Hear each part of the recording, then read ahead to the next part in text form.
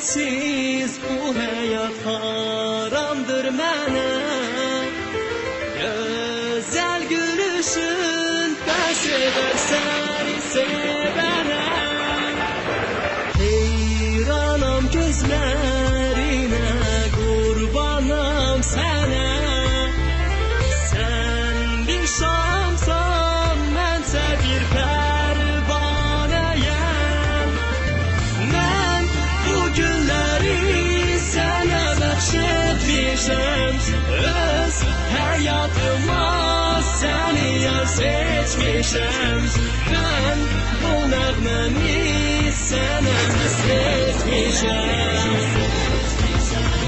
Mən bu günləri sənə bəxş etmişəm. Öz həyatıma səni yar seçmişəm. Mən bu nəğməmi sənə həsr etmişəm.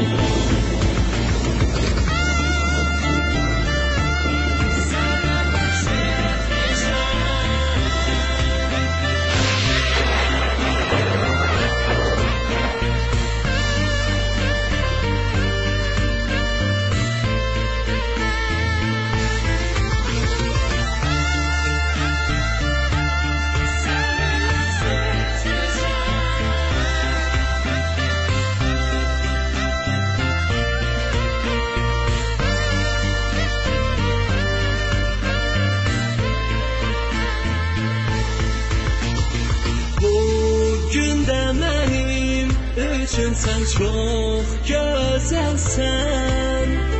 Sevgilim qəlbimdə bil ki sən əzəlsən. Dəlilik necə yanaşır gülüm sənə. Elə yad baxışlarla heç baxma mənə. Mən bu günləri sənə bəxş etmişəm. Öz həyatıma səni yar seçmişəm. Mən bu nəğməmi sənə həsr etmişəm. Mən bu günləri sənə bəxş etmişəm. Öz həyatıma səni yar seçmişəm. Mən bu nəğməmi sənə həsr etmişəm.